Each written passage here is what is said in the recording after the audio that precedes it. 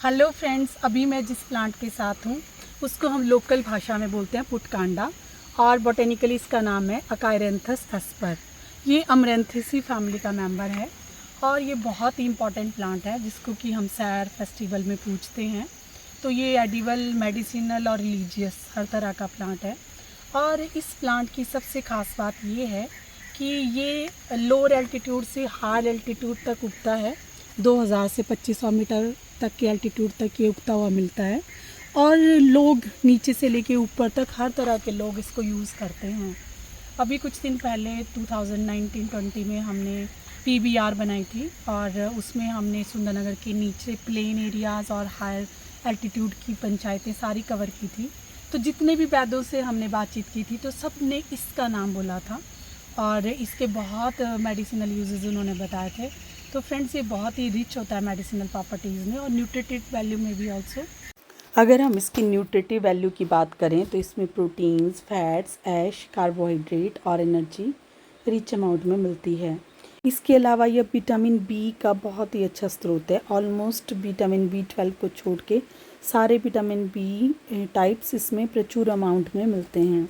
वहीं यह मिनरल्स में भी भरपूर होता है।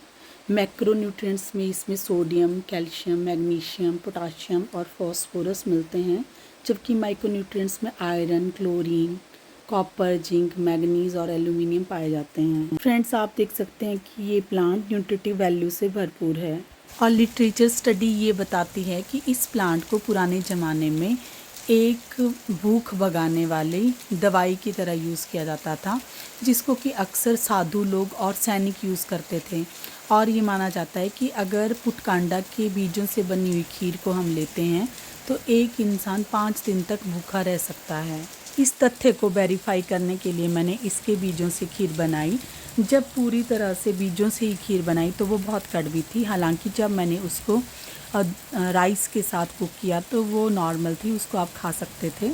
तो फ्रेंड्स, आज के दौर में हम इसके सीड फ्लोर को यूज़ कर सकते हैं या तो खीर बनाने के लिए या फिर हम मिक्स कर सकते हैं सिंपल आटे में, ताकि हम इसकी भरपूर मेडिसिनल और न्यूट्रिटिव वैल्यू को हार्वेस्ट कर सकें। वहीं अगर इसकी मेडिसिनल वैल्यू की बात की जाए तो ये ऑलमोस्ट हर तरह की बीमारी के लिए काफ़ी यूज़फुल है।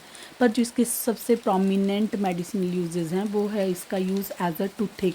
फ्रेंड्स, हम देखते हैं कि पहले के लोग अलग अलग जो मेडिसिनल प्लांट्स होते थे उनकी ब्रांचेस को टूथब्रश बना के दातुन करते थे, लेकिन धीरे धीरे हमने ये प्रथा छोड़ दी और आजकल हम सिर्फ टूथपेस्ट को यूज़ करते हैं और परिणाम स्वरूप काफ़ी सारे लोगों में दांत संबंधी बीमारियां रहती हैं।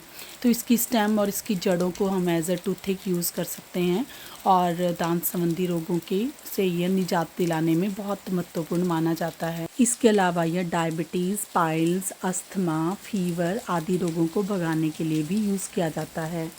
इसको लेडीज़ की फर्टिलिटी बढ़ाने में लाभकारी माना जाता है और एक टॉनिक की तरह लिया जाता है, जबकि मेनोपॉज के टाइम यह एंटी फर्टिलिटी प्लांट के रूप में कार्य करता है। इसके अलावा यह किडनी और लीवर आदि को स्ट्रेंथन करने का भी काम करता है तथा एक डायूरेटिक की तरह काम करता है और क्लींजिंग करता है बॉडी की। फ्रेंड्स, क्योंकि पुटकांडा के बीज भूख भगाने में सहायक हैं, तो इसलिए अगर हम इसके बीजों को एक टॉनिक की तरह लें तो यह हमारे वेट रिडक्शन में बहुत हेल्पफुल हो सकता है। बीजों के अलावा हम इसकी पत्तियों को भी यूज़ कर सकते हैं। इनको हम चिल्ला, पकौड़ा, परांठा आदि में डाल के ले सकते हैं। फ्रेंड्स, पुटकांडा की तासीर गर्म होती है और ये सर्दियों के लिए बहुत हेल्पफुल है।